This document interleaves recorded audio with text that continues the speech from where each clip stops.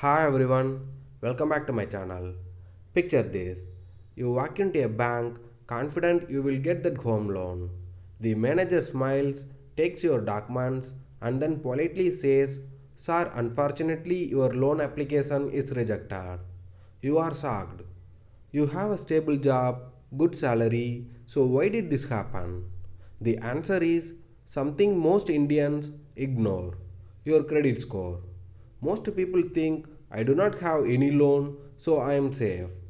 But in reality, your credit history is being built silently in the background through credit cards, EMIs, even mobile bill payments. And the day you really need a loan, that hidden score can make or break your dreams. Hey, wait a second. Before we dive into the video, make sure to hit that subscribe button. That way you will get notified whenever I upload valuable finance content. Alright, let's jump into the video. Today I am going to break down the entire Indian credit system, CIBIL, Experian, your credit report, different types of loan, EMIs, interest rates, and most importantly, how to avoid the mistakes that keeps millions of Indians stuck in debt. Even if you have never taken a loan before, trust me, this is for you. By the end of this video, you will know how to check and improve your credit score, pick the right loan, and avoid paying lakhs of rupees in extra interest. So grab a chai, settle in. This knowledge can literally save your financial future. Alright, so what exactly is a credit score? Think of it like your financial report card, just like you had marks in school. Here you get a score between 300 and 900. The higher the score, the better. In India, there are four main credit bureaus that calculate it: CIBIL, Experian, CRIF, Highmark, and Equifax. CIBIL is the most popular, and banks often check your CIBIL score first when you apply for a loan. But all these agencies use similar methods. They track your loan history, repayment behavior, and how much credit you are using. Here's the thing: even if you have never taken a loan, your score is not automatically 900. In fact, it might be NA or NH, meaning you have no credit history. Banks usually prefer lending to people with a proven history, ideally a score above 750. A bad score does not just mean loan rejection. It can also mean higher interest rates, stricter term, or needing a guarantor. The good news: your score is 100% in your control. And in this video, I will show you how to build, maintain, and protect it so banks see you as a trustworthy borrower. Alright, so you know your credit score, but what about your credit report?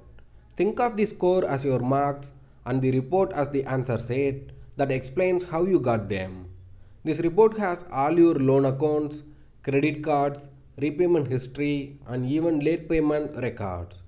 The best part: you can get one free credit report every year from each bureau: CIBIL, Experian, CRIF Highmark, and Equifax. Just visit their official websites, sign up, and request your report. No need to pay shady agents or fall for scams. When you open your report, check these key things. Number 1, personal details. That is name, PAN card number, address details.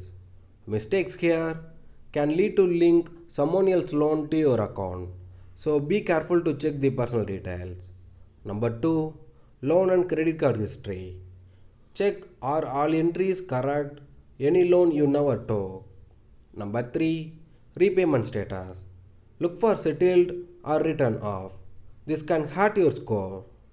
Number 4, enquiries. Too many recent loan applications can make you look desperate to lenders. If you spot errors, immediately raise a dispute with the bureau online. Many people improve their score just by fixing wrong entries. So don't skip this step. Now move on to the topic: building and maintaining a high credit score. Here's the truth: your credit score is not fixed for life. You can build it up or destroy it based on your habits. The good news: building a strong score is easier than you think. First, pay every bill on time. Whether it's your credit card, personal loan EMI, or even your mobile postpaid bill, one missed payment can lower your score for month. Second, keep your credit utilization low. If your credit card limit is 1 lakh, try not to spend more than 30,000 in a month unless you can pay it in full. Using too much credit makes you look risky. Third, don't apply for too many loans at once. Every application leaves a hard inquiry in your report and too many can signal desperation. Fourth, maintain a healthy credit mix. A combination of secured loans like a home loan and unsecured loans like a credit card. Lenders like diversity. Finally, check your credit report regularly and fix any errors.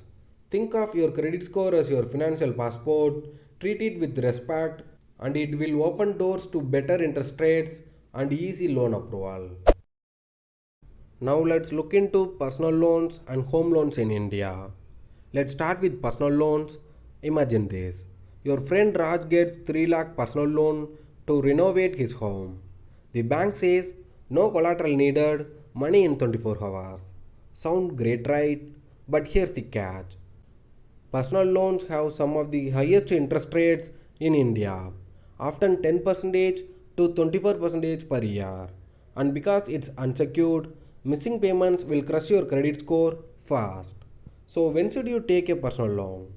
Only when it's for something important and unavoidable, like medical emergencies or consolidating high interest debt. Never take it for impulse purchase or luxury spending. Now, home loans. These are different, they are secured loans, meaning your property is the collateral. This makes interest rates lower, usually 8% to 10%. And because it's a long term loan, banks are moving willing to negotiate term. But don't just walk into the first bank you see, compare offers from at least 3 to 4 banks. A difference of even 0.5% interest can save you lakhs of rupees over 20 years. Also decide between fixed and floating rates. Fixed means stability, same EMI every month. Floating means your EMI can change with market rates. Risky if rates rise, but rewarding if they fall. And one pro tip, if you get a salary hike or bonus, use it to make part prepayments. Even one extra EMI payment a year can help you close your loan years earlier and save massive interest. Now look into the topic education loans in India. Education loans can be a blessing. They help you study now and pay later. But if you are not careful, they can also become a 10-year headache. Most banks in India offer education loans for higher studies, covering tuitions, hostel fees, and sometimes living expenses. The repayments usually start 6 months to 1 year after your course end, known as the moratorium period. But here's the trick, interest starts ticking from day 1. If possible, pay the interest during your study period. This will keep your EMI small when repayment starts. If you wait until the moratorium ends, the unpaid interest gets added to your loan and your EMI shoots up. Also, don't borrow the maximum just because the bank offers it. Borrow only what you absolutely need and compare interest rates between public banks, private banks, and even NBFCs. Sometimes government banks offer lower rates with better repayment terms. Finally, remember your education loan affects your credit score just like any other loan. Missing EMIs can hurt your chance of getting a home or a car loan later. Treat it as your first serious step into the world of responsible borrowing. Now let's look into the topic EMIs and interest rates in India. Let's talk about EMIs, those little monthly payments that feel harmless until you realize you have been paying them for years. EMI stands for equated monthly installment. It's basically how much you pay every month to your lender until the loan is cleared. But here's what most people don't realize. In the early months, most of your EMI goes towards interest, not the actual loan amount. For example, let's say you take a 10 lakh home loan at 9% for 20 years. your EMI might be around 9,000 to 10,000. In the first year, almost 80% of that is interest. Only a small part goes towards reducing the principal. That's why prepayments are so powerful. They directly cut the principal, which reduce the future interest you will pay. Now about interest rates in India, you will hear about fixed and floating rates. Fixed rates means your EMI stays the same throughout the long term, great for stability but usually slightly higher than floating. Floating rate changes with the market. If RBI cuts repo rate, your EMI can go down, but if rates rises, you will pay more. So which one's better? If you expect interest rates to fall, floating can save you money, but if you want certainty and fixed budgeting, go for fixed. Personally, I suggest floating for short-term loans and fixed for very long-term loan. But always compare offer. One last tip, whenever possible, round up your EMI payments. If your EMI is 9,450, pay 10,000. That extra bit chips away at your loan faster than you think. Finally, look into the best practices and conclusion. Alright, let's bring it all together. If you remember just 5 things from this video, let them be this. Number 1. Check your credit score at least twice a year.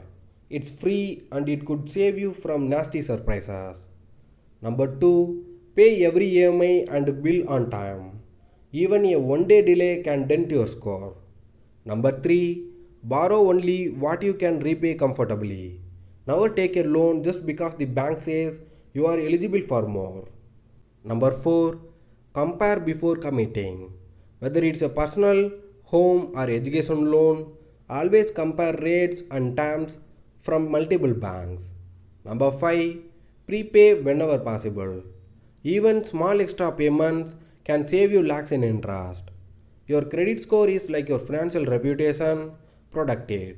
And lenders will treat you with respect. Neglect it and you will pay the price literally. So starting today, be mindful of every loan, every EMI and every swipe of your credit card. Because every action is building your financial future. If you found this video helpful, hit the like button, share it with someone who needs to hear this, and subscribe for more simple, powerful money tips that work in the real India. Thanks for watching and see you again.